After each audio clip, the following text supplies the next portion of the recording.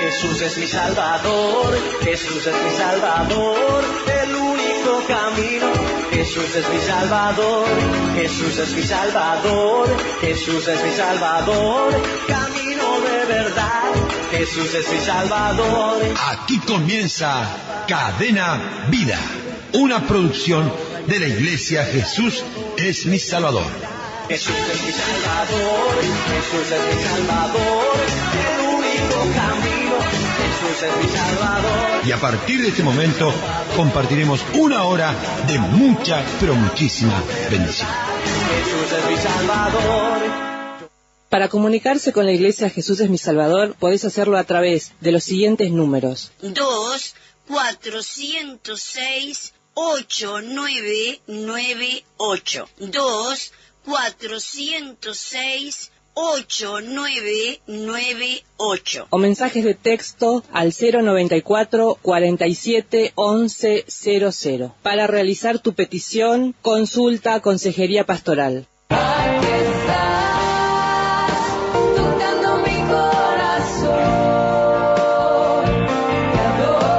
Dios los bendiga a todos. Queremos informarle que por la gracia de Dios seguimos en vigilia permanente los días viernes desde las 18 hasta las 24 horas. Súmese a este grupo tan importante de hombres y mujeres de Dios que nos ponemos cada viernes en la brecha para interceder, para clamar y para buscar el rostro de Dios. Les bendecimos cada viernes entonces vigilias especiales y poderosas a través del grupo de la Iglesia Jesús es mi Salvador. 094 47 11 00.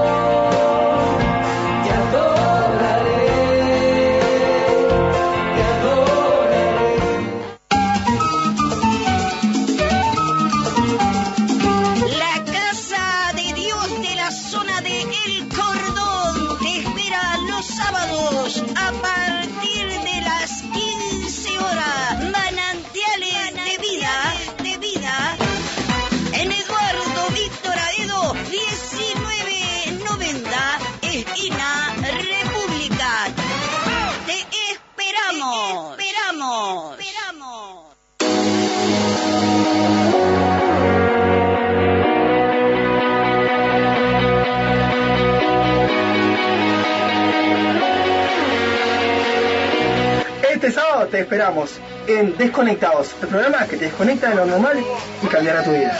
Estaremos en vivo por el Facebook Live a través de la página del Ministerio Apostólico y Profético Jesús es mi Salvador. Te esperamos este sábado a las 19 horas. Te esperamos.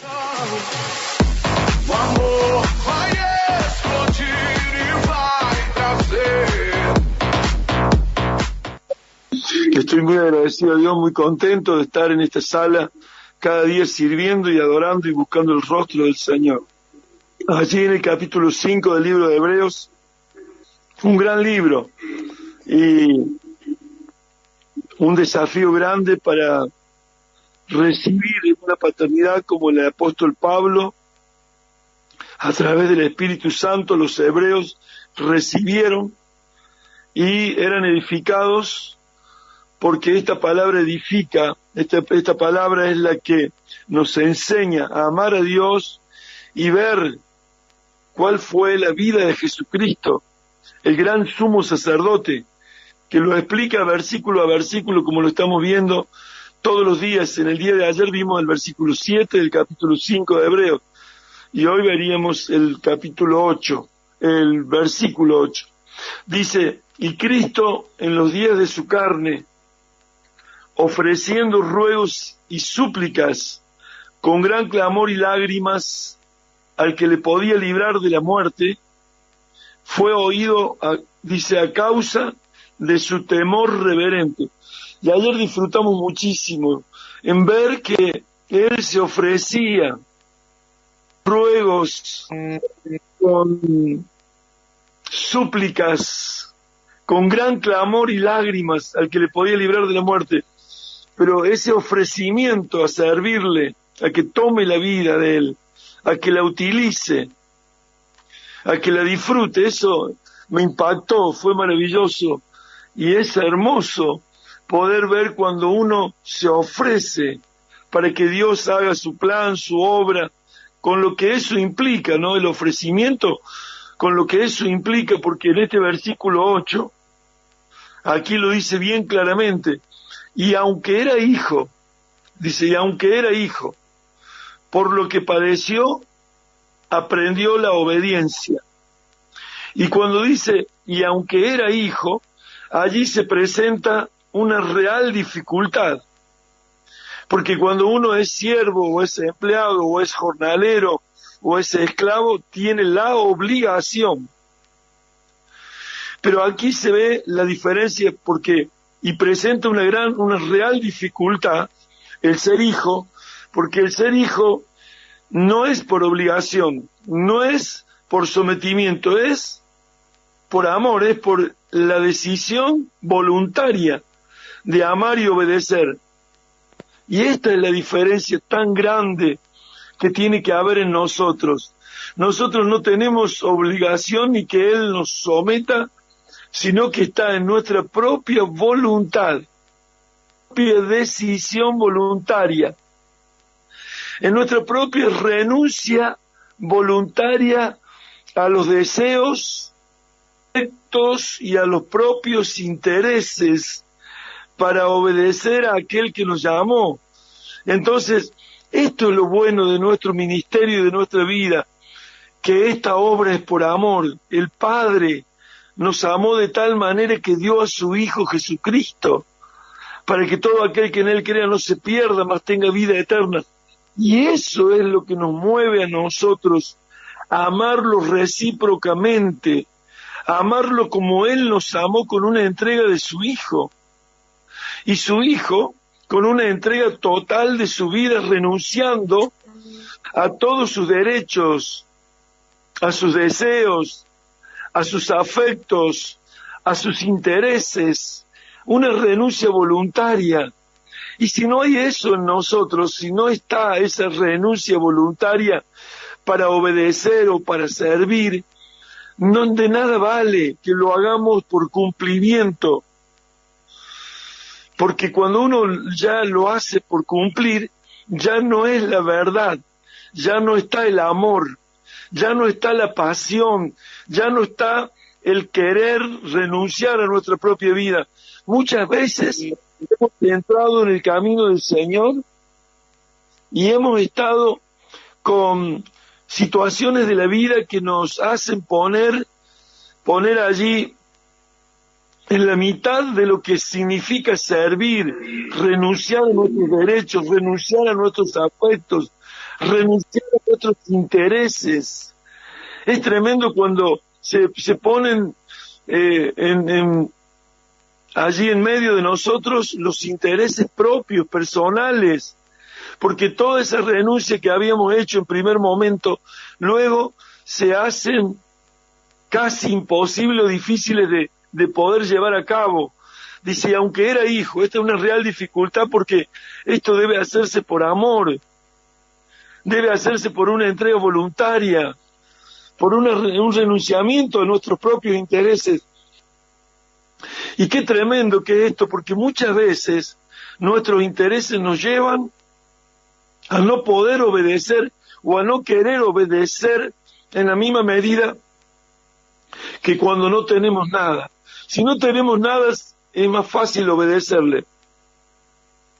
Pero si hay intereses propios de nuestra vida, de nuestras cosas, de nuestra familia, a veces dividimos la acción de servir, la decisión de servir. Y esto es tremendo, es peligroso. Es peligroso. La iglesia de Éfeso había vivido eso. Pero el amor ya no estaba en el mismo orden, en el mismo lugar, en el primer lugar que debería estar. Entonces, qué importante que es esta palabra. Y aunque era hijo, ahí entonces no había una obligación, no había un sometimiento como si fuese esclavo o como si fuese jornalero que le pagan, sino que esto es una obra voluntaria. dice por lo que padeció, y esto por lo que padeció, padecer es sufrir, ¿no es cierto?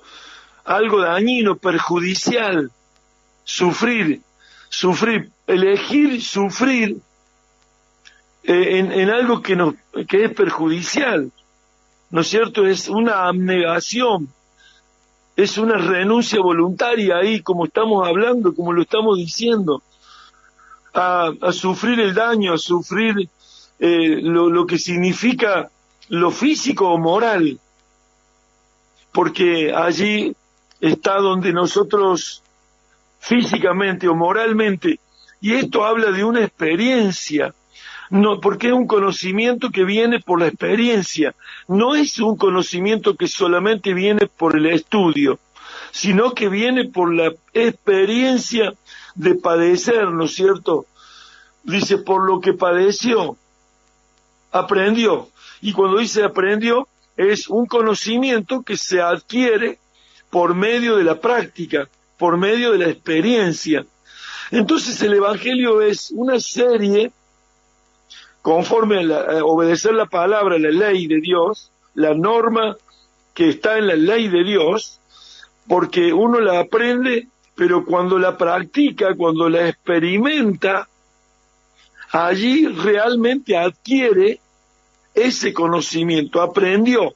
Claro, aprendió el conocimiento, pero no solo por la norma de la ley a obedecer, que él tenía una renuncia voluntaria para obedecer esa palabra que está escrita, sino que en la práctica, en la experiencia propia, personal, de cada día, allí está entonces lo que uno aprende. Uno aprende por medio de experimentar, por medio de vivir, porque yo no puedo predicar algo que no vivo, porque el sumo sacerdote, Jesucristo, el Hijo de Dios, y aunque era hijo, el Hijo del Dios viviente, por lo que padeció, aprendió. Ahí está.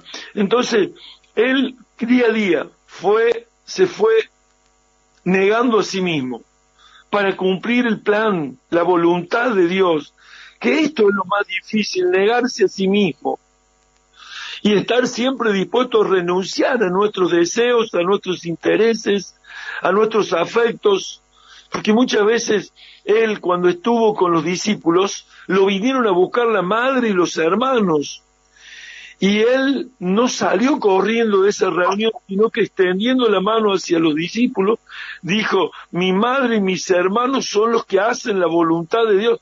Entonces allí renunció a sus afectos para cumplir el plan de Dios, el Padre Dios Todopoderoso. Entonces nuestro renunciamiento, nuestra abnegación, el negarnos a nosotros mismos, el renunciar voluntariamente, el aprender por medio del padecimiento, que es una experiencia, es en la práctica de la vida, está donde nosotros aprendemos. No se aprende el Evangelio sin la práctica, no se aprende el Evangelio sin experimentar en nuestra propia vida el cumplimiento de las normas y de las leyes de la palabra de Dios. La palabra de Dios tiene la ley, ¿no es cierto?, los mandamientos, los preceptos, los estatutos, las normas, y claro, y cada una de esas palabras yo obedezco por medio del conocimiento, pero allí tengo que practicarla, porque el obedecerla a esas normas, esos estatutos y reglamentos y ordenanzas, y leyes, claro, la voy a obedecer mientras tanto y cuando lo experimente, lo practique, lo ponga por obra.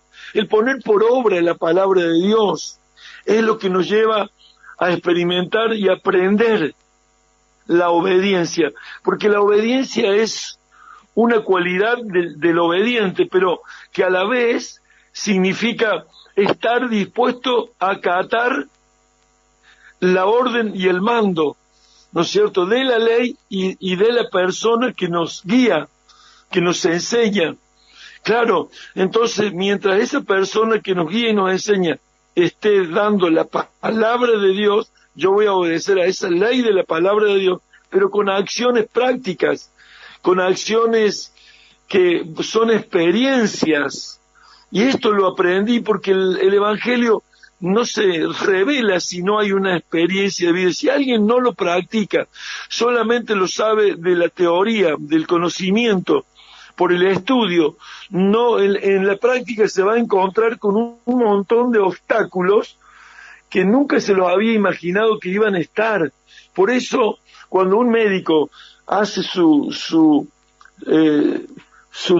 trabajo, la tarea de estar asistiendo a las clases de estudio, luego viene la pasantía, donde debe llevar a práctica todo lo que aprendió en el estudio. Entonces allí en las experiencias, en la práctica, recién le van a dar el resultado de darle, ¿no es cierto?, lo que es el examen final, lo que es darle el que ya sea evaluado y allí concrete su título, porque justamente nosotros debemos experimentar, practicar. Ahí Jesús, en el libro de Mateo, capítulo 17, ahí podemos ver cuando el Señor Jesús está en la plena experiencia de la obediencia a la palabra de Dios. En el capítulo 17 del libro de San Mateo, allí podemos ver claramente, donde en el versículo 17 también, allí está donde, mire, dice así: respondiendo Jesús, dijo: oh generación incrédula y perversa, porque había un hombre que le trajo a un muchacho lunático, y ese hombre estaba necesitando la salud de su hijo. Allí en el versículo 16 dice: y lo he traído a tus discípulos, pero no le han podido sanar. Así que un muchacho lunático, el padre lo trajo a los discípulos no lo pudieron sanar. Ellos estaban aprendiendo, pero allí Jesús, respondiendo, dijo: oh no incrédula y perversa. Ahí entonces tiene que ver la incredulidad y la perversión, cuando uno no es alguien que quiera obedecer. Dice: ¿hasta cuándo he de estar con vosotros? ¿Hasta cuándo os he de soportar? Traédmelo acá. Allí no es que se estaba quejando, sino que se estaba doliendo por la incredulidad, por la perversidad. No estaba diciendo estoy cansado, no, estoy diciendo ustedes siguen siendo incrédulos, ustedes siguen siendo perversos, no tienen la capacidad de entender que hay que practicar estas enseñanzas y ponerlas por obra y llevarlas a cabo. Ahí estaba de alguna manera indicando que el conocimiento viene por la práctica, que el conocimiento viene por la experiencia. Él estaba experimentando allí el ver que no le podían echar fuera, cuando él tendría que, diciendo, ya he estado bastante con vosotros, ya les he enseñado de tal manera que ustedes deberían hacerlo. Y ahí dice: traédmelo acá. Y reprendió Jesús al demonio, el cual salió del muchacho, y quedó sano desde aquella hora. Miren ustedes, reprendió al demonio y quedó sano el muchacho. Dice: viniendo entonces los discípulos a Jesús, aparte dijeron: ¿por qué nosotros no pudimos echarle fuera? Y ahí Jesús viene con la enseñanza. Jesús les dijo: por vuestra poca fe, porque de cierto os digo que si tuvieseis fe como un grano de mostaza, y es la semilla más pequeñita, un grano de mostaza, si ustedes tuvieran una pequeñísima fe, le diríais a este monte: pásate de aquí a allá, y se pasará, y nada os será imposible. Pero este género, y ahí les explica, este género no sale sino con oración y ayuno. Es práctica, es práctica, es práctica. Es experiencia. Las experiencias. Claro, ellos por el conocimiento iban y le echaban fuera. No salió el demonio. Porque el demonio sabe cuál es la obra de Dios en tu vida. Él sabe si lo practicas o no, al ayuno, a la oración. Porque la oración no es algo que viene por conocimiento. Bueno, vamos a ponernos en una sala y vamos a enseñar la oración. No, la oración se aprende orando. La oración se aprende orando, estando en la presencia de Dios, pasando tiempo juntos con el Señor, leyendo la palabra en la actitud de oración. Y cuando nosotros leemos la palabra en la actitud de oración y oramos con la palabra, el tiempo se nos va a darse lo que es la guía del Espíritu Santo, nos va a dar conocimiento, porque estás practicando la oración, porque la estás experimentando en tu propia vida, lo que te da la oración cada día, y cada día vas a ver el resultado de las oraciones y vas a continuar orando porque hay un resultado que te va a motivar de una manera impresionante, cómo el Señor te responde las oraciones, cómo el Señor te enseña, cómo el Señor te hace que practiques su voluntad. Y ahí está, dice, pero este género no sale sino con oración y ayuno. Así que, si yo puedo ser un maestro para enseñar oración, pero si yo no la practico, es como que vayas a un gimnasio, es como que entres a un gimnasio y te sientes ahí y no practiques ninguna de esas máquinas, para que tus músculos se activen, se accionen, y tú digas, yo voy al gimnasio, y sé toda la rutina del gimnasio, de cada máquina, cuánto tiempo y cuántos ejercicios, pero no los hago. Entonces no va a haber un músculo fortalecido, no va a haber un buen físico, una buena disciplina física, porque no lo experimentas, porque no lo practicas. Y esto es lo que tenemos que nosotros llevar a cabo, poner por obra, hacer la voluntad de Dios en práctica en nuestra vida, porque eso es lo que está diciendo el Señor. Y allí cuando le dice este género no sale sino con oración y ayuno, le sirvió para decirle lo que venía. Dice, estando ellos en Galilea, Jesús les dijo, el Hijo del Hombre, allí en mayúscula, el hombre en mayúscula, porque si hemos visto al Hijo, hemos visto al Padre. Entonces, la figura del Padre es como la del Hijo, y el Hijo es como la del Padre, y es como el hombre. Mayúscula, el Hijo del Hombre será entregado en manos de hombres, y le matarán. Mire, la abnegación, él sabía que iba a la muerte, él sabía que hombres lo iban a tomar y lo iban a llevar a la muerte, y le matarán, mas al tercer día resucitará. Y ellos se entristecieron en gran manera. Les estaba diciendo paso a paso lo que iba a tener que experimentar, por lo que padeció, y aunque era hijo, por lo que padeció, aprendió obediencia. La obediencia se aprende. La obediencia se aprende en la práctica. La obediencia se aprende en la experiencia personal, en el renunciamiento, en la abnegación. El estar dispuesto a renunciar voluntariamente para que se cumpla el plan y el propósito de Dios. No se va a cumplir el plan y el propósito. Yo muchos días digo, los discípulos que no se acercan a mí, es porque, claro, les llevo a una responsabilidad, les llevo a un compromiso. Entonces, menos se acercan a mí, menos compromiso y menos responsabilidad tienen que poner en práctica. Y esto es lo que es al revés. Jesús se ofreció al Padre para que el Padre lo hiciera en él. Utiliza mi vida, toma mi vida, disfruta mi vida para tu plan, para tu gobierno, para tu propósito. Y entonces allí está donde nosotros nos tenemos que ofrecer voluntariamente a practicar la oración, el ayuno, la vigilia, el renunciamiento, la abnegación, el negarnos a nosotros mismos, a nuestros deseos, a nuestros afectos, a nuestros intereses.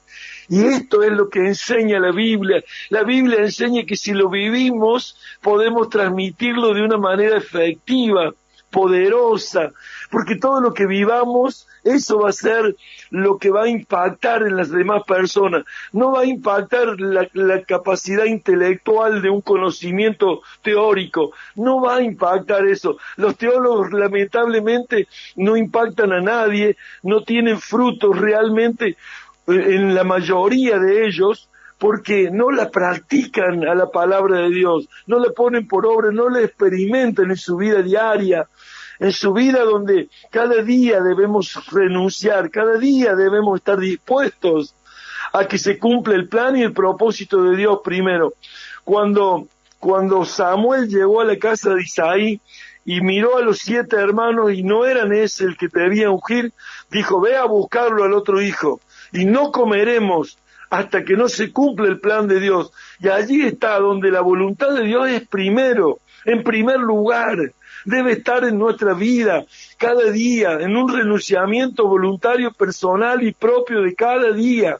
Y experimentando la palabra de Dios, viviéndola, poniéndola en práctica. Entonces sí, ahí aprendemos, y ahí les estaba diciendo, al tercer día resucitará, y ellos se entristecieron en gran manera.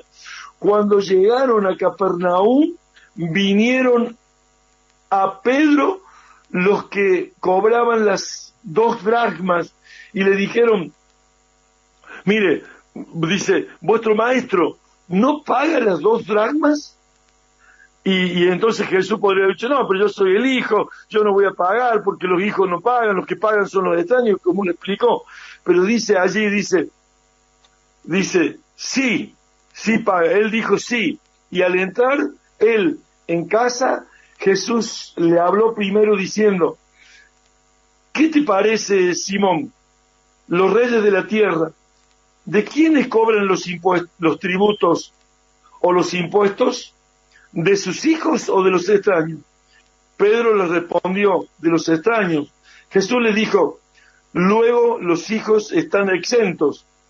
Sin embargo, para no ofenderles, ve al mar y echad el anzuelo, y el primer pez que saques, tómalo y al abrirle la boca hallarás un estatero, tómalo y dáselo por mí y por ti. Entonces pagaba los impuestos, cuando no era necesario.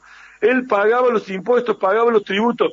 Si nosotros estamos en orden en este mundo, pagando los impuestos, pagando los tributos, llevando a cabo toda la palabra de Dios, vamos a ver la gloria de Dios, vamos a ver el poder de Dios, vamos a ver esa unción que se derrama en el Espíritu Santo en nuestra vida, de los que practicamos, de los que aprendemos la obediencia, por estar allí padeciendo, por padecer. Y aunque era hijo, y dice, y aunque era, y cuando dice, eso es una real dificultad, porque eso es lo que tenemos que hacer por amor, no por obligación, y eso es lo que a veces nos traiciona, que decimos, bueno, si soy hijo, bueno, y entonces no me quiero esforzar, no quiero tener compromiso, no quiero tener responsabilidad, pero cuando uno padece negándose a sí mismo, negando sus propios intereses, ahí vemos la obra y el cumplimiento del poder de Dios, ahí vemos una fe activada, ahí vemos una unción poderosa, ahí vemos los milagros, los prodigios y las maravillas.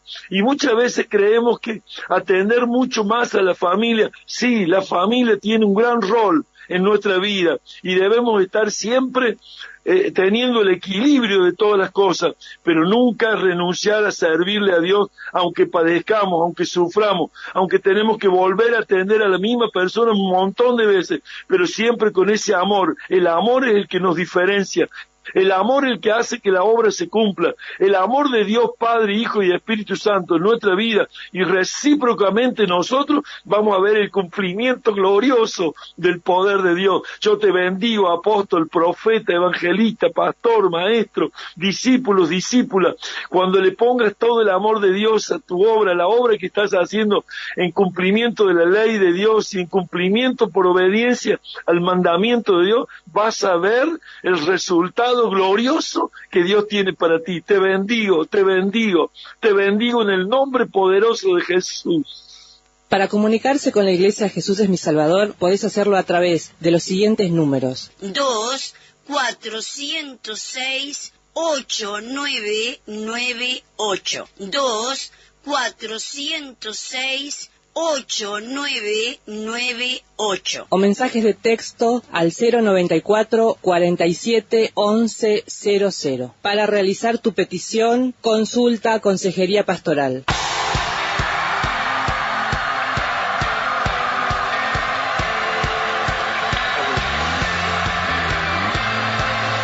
Gloria a Dios.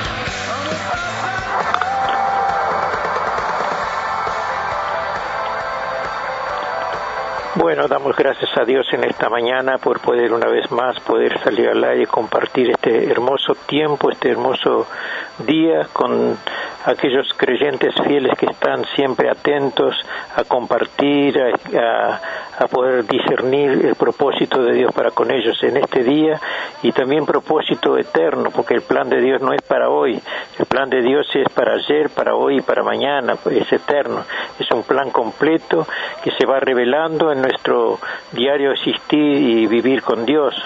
Tenemos que tener comunión con Él para poder entender cuál es el propósito que Él tiene para con cada uno de nosotros y nos vamos maravillando cada día que Él va revelando ese plan para nuestra alma, para nuestro corazón, para nuestra mente, para nuestro espíritu. Bendigo a todos los hermanos y hermanas en la fe. Aleluya, aquellos que tempranito están siempre atentos a la palabra de Dios, al propósito, a la revelación. En esta mañana quiero compartir con ustedes un lindo tema. Digo yo lindo porque a mí me apasiona, me atrae, me seduce.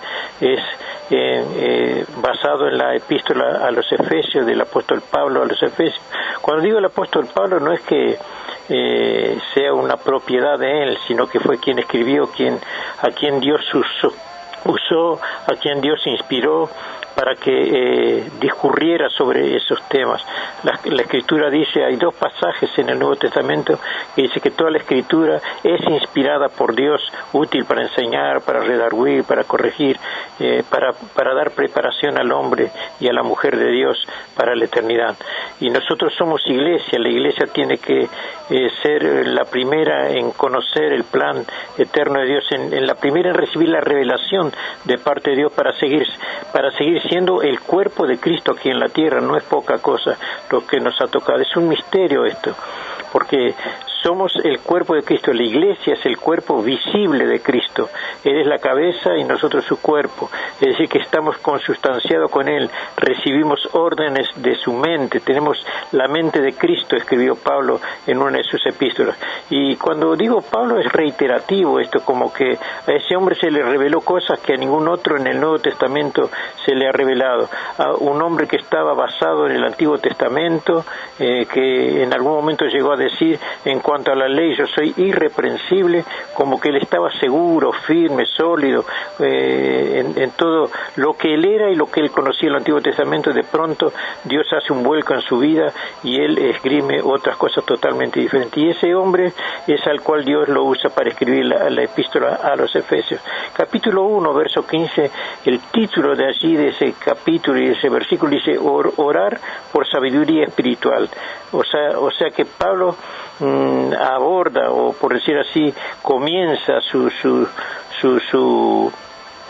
aclaración diciendo de esta forma: por esta causa también yo, habiendo oído de vuestra fe en el Señor Jesús y de vuestro amor para con todos los santos, no ceso de dar gracias por vosotros, haciendo memoria, como que es algo reiterativo, algo repetitivo. Dice, no ceso, desde que yo oí de ustedes, no ceso de dar gracias por vosotros. O sea que hay una oración continua, persistente delante de Dios, con un propósito y una finalidad expresa y puntual. Dice, no ceso de dar gracias por vosotros. Y yo creo que cuando dice por vosotros, era aquella gente de aquel momento de Éfeso, una ciudad de más de 1,5 millones de personas, una ciudad comercial. Pero acá, digamos, esas palabras las aplicamos hoy a cada uno de nosotros.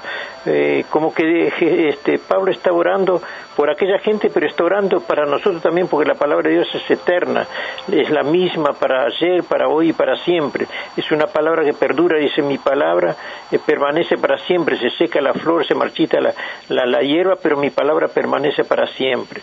Y esa palabra es enviada con un propósito a cada vida, a cada corazón, a cada mente. Los creyentes, los que somos la iglesia, esa palabra está dirigida a cada uno de nosotros en esta mañana. Abramos nuestro entendimiento, no usemos la razón, porque las cosas de Dios, la razón como que no anda con las cosas de Dios.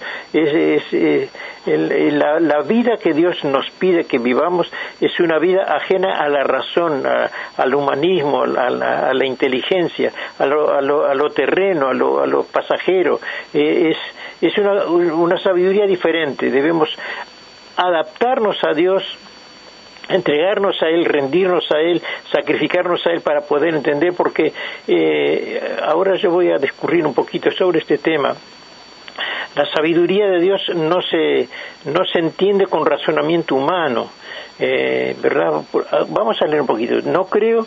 No ceso, dice, de dar gracias por vosotros, haciendo memoria de vosotros en mis oraciones, para que el Dios de nuestro Señor Jesucristo, el Padre de gloria, os dé espíritu de sabiduría y de revelación en el conocimiento de Él. ¿Por qué es la oración de Él? Dice, no ceso de dar gracias por vosotros, haciendo memoria de vosotros en mis oraciones. ¿Para qué?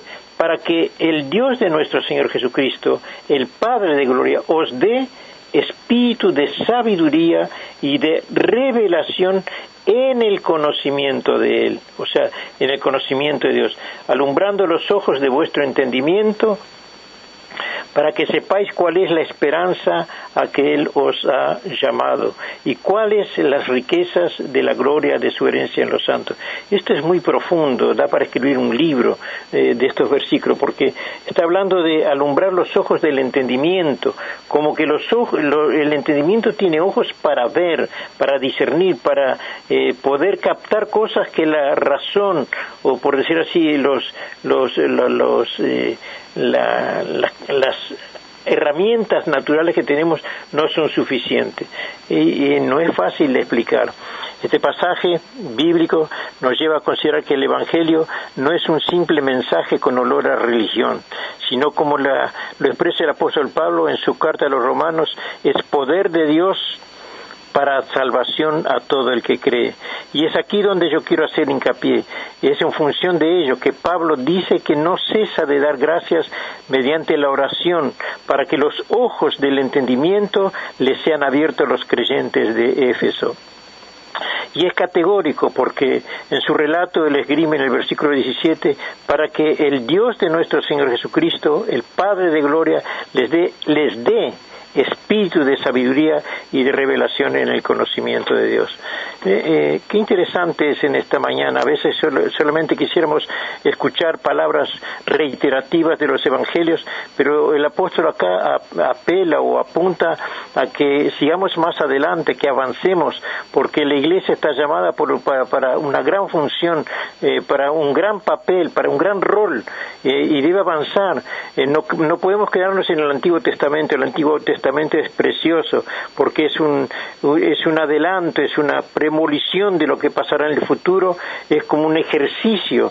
El Antiguo Testamento es como una práctica, ¿verdad? Es una aproximación a lo eterno, pero o sea, como que es una descripción de cosas que están ocultas, pero que esas cosas ocultas a través de la iglesia y en el tiempo de la iglesia, en este tiempo, es dado a conocer por la revelación del Espíritu. Por eso Pablo dice que él ora sin cesar a fin de que los ojos del entendimiento sean alumbrados para entender, para profundizar, para avanzar, para adelantar en el propósito del entendimiento del plan eterno de Dios a través de la iglesia.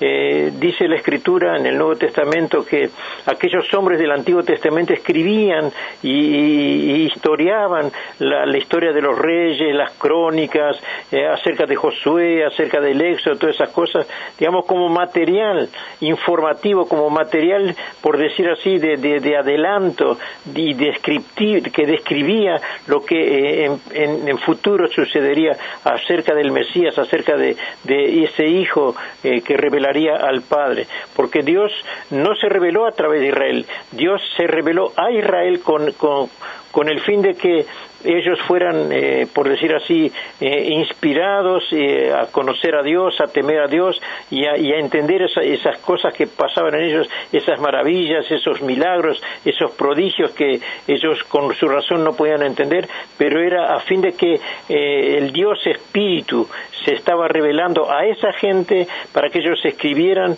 con sus hechos y también con sus libros lo que sucedería más adelante.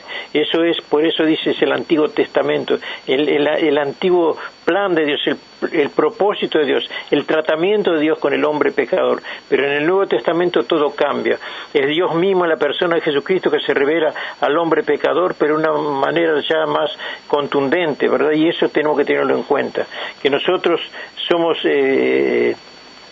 agraciados en que Dios haya escogido este tiempo para revelarse a la iglesia, y no solamente revelarse a la iglesia, sino a morar dentro de la iglesia, porque dice que somos templo del Espíritu Santo. Dios nos ha elegido de querer venir a meterse dentro nuestro, revelarse a través de nosotros a todas las naciones, a todos los hombres, de todas las lenguas, de todas las razas, de todos los países, ¿verdad? Qué cosa linda. Ya no es el pueblo de Israel, es todo ser humano. Es aquí donde yo quiero en esta mañana asociarme a Pablo. Por eso dice él: para que el Dios de nuestro Señor Jesucristo, el Padre de gloria, les dé espíritu de sabiduría y revelación en el conocimiento de Dios. El apóstol se ve como movido a empujar, si se vale el término, a que avancen, que no se queden en el primer escalón, que hay más para transitar, que esa diferencia de entendimiento y de conocimiento los va a posicionar en otra dimensión espiritual. Cuando hay otra dimensión espiritual, todo cambia, porque no estamos refiriendo a un estado espiritual natural, sino que un estado espiritual por revelación de Dios.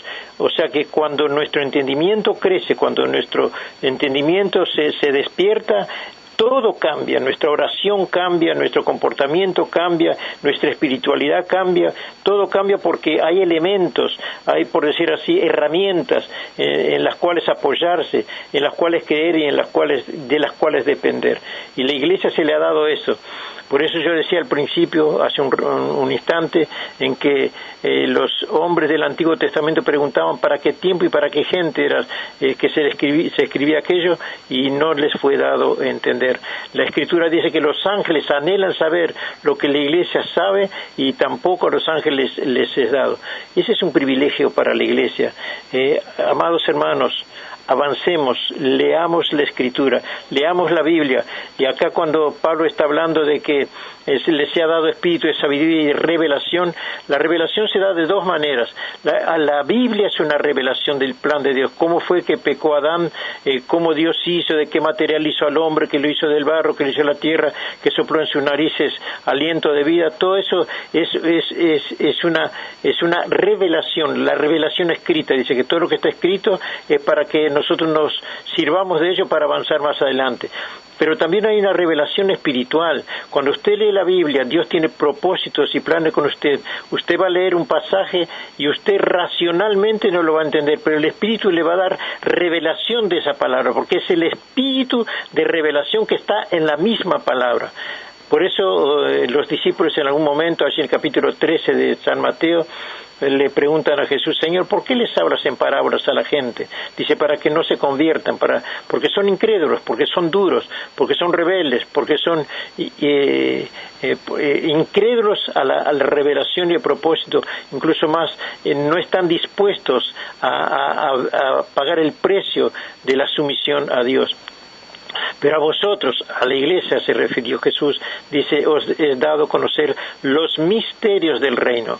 Y cuando dice los misterios, son cosas ocultas. Usted va al diccionario y busca qué quiere decir misterio, y dice las cosas ocultas, las cosas que no están allí a flor de piel, frente a los ojos, expresos en forma clara, sino que está escondido, ¿verdad? Todo lo que pertenece a Dios se revela solamente a aquellos que tienen corazón sinceros y verdaderos. En esta mañana yo te quiero decir que para que puedas entender a Dios tenés que arrepentirte de tus pecados, lavar tu conciencia en la sangre del Cordero, y entonces así se te abre el entendimiento. Tú te haces un hijo de Dios, y cuando te haces un hijo de Dios, te empiezas a tener intimidad con Dios, trato con Dios, trato directo, trato personal, y dijo el salmista que la comunión íntima de Dios es con los que le temen y con los que le buscan, y a ellos le revela los secretos del reino. Qué maravilloso es. Es necesario que nosotros tengamos comunión con Dios personal, íntima, en el corazón, en la razón, en la conciencia, ser ciertos, ser veraces, y la verdad de Dios, la verdad escondida en la palabra, se nos revela de una manera muy especial. Y insisto, la revelación de Dios viene de dos maneras: la revelación por las Escrituras, en forma directa usted lee y entiende el plan de Dios, y también viene una revelación más profunda, que es por la revelación del Espíritu de la palabra, porque la palabra es Espíritu, y ella tiene en sí mismo, por decir así, una profundización mucho más real, de mayor alcance, que eso se le da solamente a los que en espíritu y verdad adoran a Dios. Y Dios está esperando que tú y que yo avancemos en este acuerdo, en este plan, en este saber, como dice Pablo, oro para que Dios os dé espíritu de sabiduría, no sabiduría humana, sino una sabiduría para lo eterno, porque estamos llamados a un propósito eterno. La Iglesia tiene un rol interesantísimo, y bueno, como yo dije, ¿no? Cuando nosotros entendemos ese rol, nuestra oración empieza a cambiar. No oramos solamente por cosas pequeñas, por esas menudencias, por esas, como dijo Jesús, que nosotros buscáramos el reino y su justicia, y las demás cosas vendrán por añadidura. Muchas veces nosotros estamos orando por las pequeñeces, por las cosas diarias, por esto, por aquello, pero Dios quiere que nosotros avancemos en sabiduría, en profundidad, en orar de otra manera, en clamar por el reino, porque la Iglesia ha de juzgar a los ángeles, la Iglesia ha de venir a reinar juntamente con Cristo. Entonces nosotros todos los días estamos diciendo que Cristo viene, pero la pregunta es, ¿Cristo viene? ¿Estamos debidamente preparados para recibirle? ¿Estamos debidamente preparados para esa función que cumplirá la Iglesia? La esposa de Cristo está vestida como la esposa del Rey para reinar. Dice que hemos de juzgar a los ángeles. Capaz que hay muchas personas que ni saben eso, pero está escrito allí en la epístola a los Corintios que la Iglesia ha de juzgar a los ángeles. Y cuando dice que los ángeles quieren saber lo que se les ha revelado a la Iglesia, y a los ángeles no se les da a conocer, entonces hay una diferencia, hay un alcance mucho más grande, y somos el cuerpo de Cristo, somos sustancia de Cristo, somos naturaleza del carácter físico, espiritual, manifiesto, del carácter espiritual manifiesto en la carne, en la humanidad nuestra cada día. Por eso la Iglesia debe maravillar al mundo, pero creo que estamos distantes en este momento de esto. Busquemos a Dios en oración, en ayuno, en ruego, en clamor, y se nos va a revelar los misterios ocultos, y vamos a saber cuánto hay aún para avanzar en el mundo espiritual. Amados hermanos, se nos va el miedo, se nos va la tristeza, se nos va la angustia, se nos va el mero quejarnos o el mero hablar, y vamos a alcanzar mayor sabiduría si nos proponemos a intimarnos con Dios, y Él nos va a ir revelando, porque vamos a ir teniendo confianza en Él, y Él también va a ir teniendo, anhelos con nosotros en querer usarnos en estos tiempos, manifestándose con poder y con gran gloria. Dios quiere bautizarnos con Espíritu Santo. El hombre no ha podido vencer el pecado en toda la historia a causa de que era pobre, que era débil, porque estaba siendo esclavo de su propia naturaleza, de su propia concupiscencia y laxivia, y no podía vencer el pecado. Pero cuando vino Jesucristo a esta tierra, dice, el reino de los cielos se ha acercado. Dios quiere colocar en cada uno de nosotros el Espíritu Santo para que venzamos el pecado, venzamos nuestra naturaleza, venzamos nuestras concupiscencias, nuestras laxivias, nuestras pobrezas, nuestro poco alcance, nuestra sabiduría natural, que no nos sirve para la sabiduría espiritual, no nos sirve para el mundo espiritual. La sabiduría espiritual tiene otro alcance, otro poder, otra autoridad. Y yo les quiero leer un versículo de acá que hemos leído en Efesios 1, dice el versículo 18, alumbrando los ojos de vuestro entendimiento, para que sepáis cuál es la esperanza a que Él os ha llamado. Punto 1. Y cuáles las riquezas de la gloria de su herencia en los santos. Es profundo esto habría para hablar por horas. Para que sepáis, para que no ignoremos cuál es la esperanza a la que Él nos ha llamado. No es solamente a que estemos esperando la venida de Cristo, sino que vivamos una realidad mucho más profunda y preparándonos legítimamente, digamos, en cuanto a derechos, en lo espiritual, a lo que vamos a vivir, porque hay una vida eterna. Y entonces tenemos que conocer, la naturaleza de esa vida, la naturaleza de ese tiempo eterno que hemos de vivir. Dice, para que sepáis, yo quiero que Dios les... O sea, Pablo vio eso. Pablo, cuando escribe a los Corintios, dice que él fue elevado al tercer cielo y vio cosas que él no pudo después expresarla en forma física. No encontró elementos para poder expresar lo que él vio allí.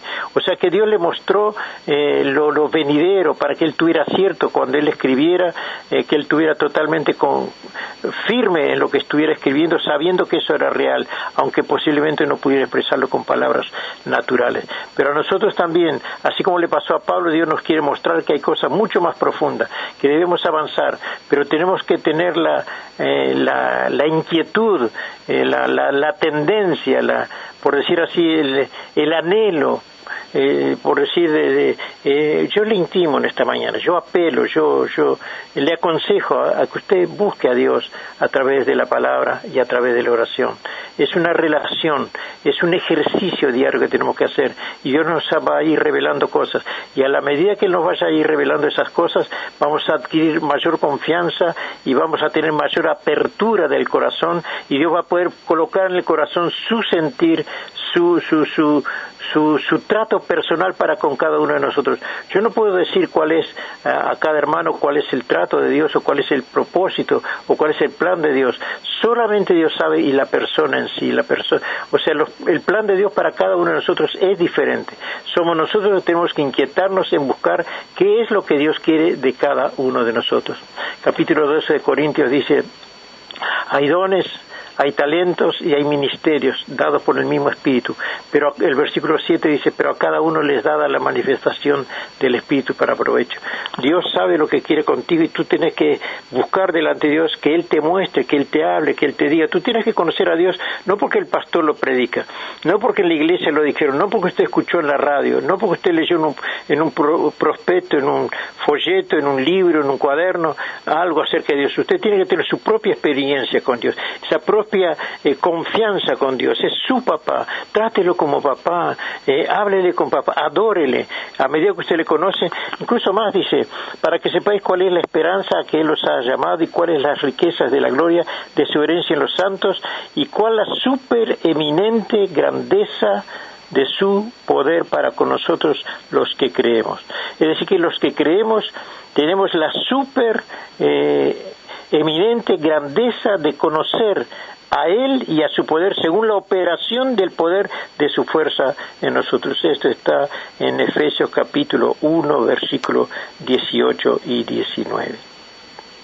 Faltarían los tiempos, faltarían los términos, faltaría muchas cosas para poder hablar más de esta grandeza de Dios.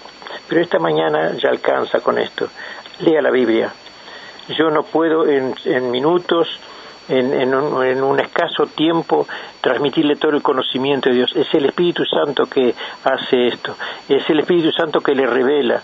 Por eso el Espíritu Santo, dice Jesús, no os dejaré huérfanos, sino que el Padre enviará en mi nombre al Espíritu Santo para que esté con vosotros y en vosotros, para recordarles, para enseñarles, para guiarles, para consolarles. El Espíritu Santo tiene una función muy amplia, muy grande, porque es Dios.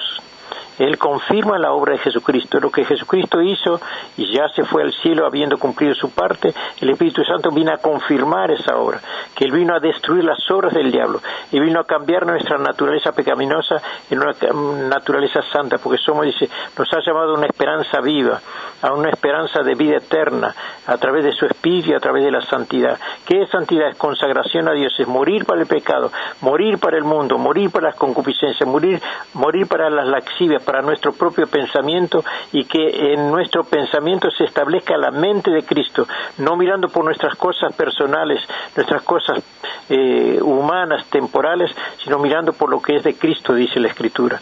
O sea que nosotros ya vamos a sentir como Cristo sintió, ver como Él sintió, tener la fuerza que Él tuvo y que Él tiene y nos quiere dar, y entonces vamos a llegar a la conclusión al final que en Cristo todo lo puedo que me fortalece. ¿A dónde vamos con la revelación? En conocer la verdad. ¿Y qué hacemos con la verdad?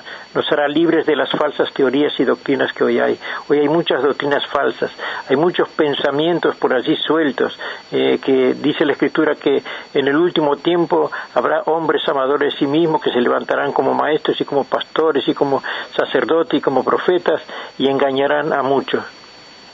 Pero nosotros tenemos la unción del Santo, no precisamos que nadie nos enseñe, y la unción nos revela toda la verdad, nos revela todas las cosas. Está escrito así, por eso debemos ir descubriendo esos secretitos, esos elementitos que son fuertes, para que estemos estables, para que estemos sólidos, para que estemos firmes y estemos en paz, sabiendo que estamos sentados y firmes en la libertad con que nos libertó Cristo y caminando conforme a la palabra de Dios. Vamos a orar en esta mañana.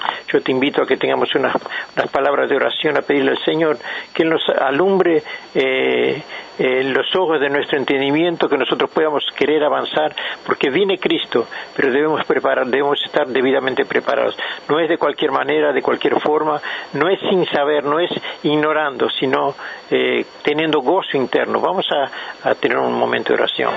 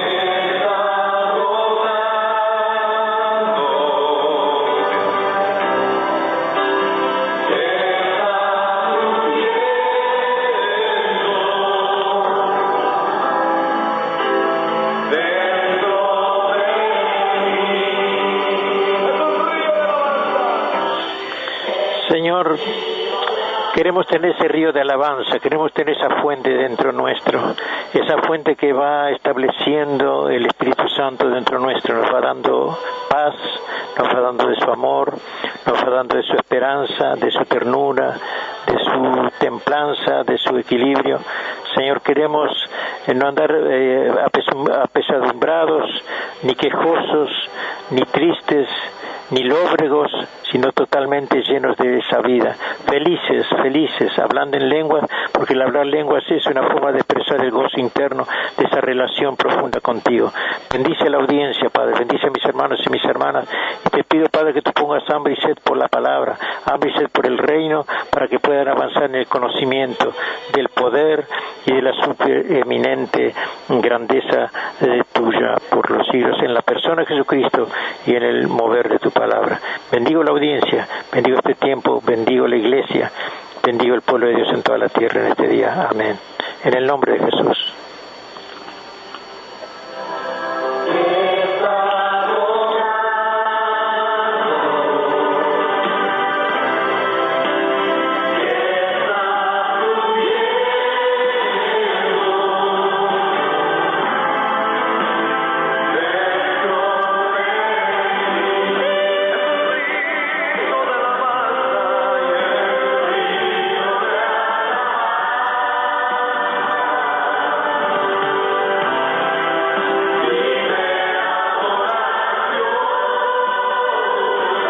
Este programa fue presentado por Ministerio Apostólico y Profético Jesús es mi Salvador.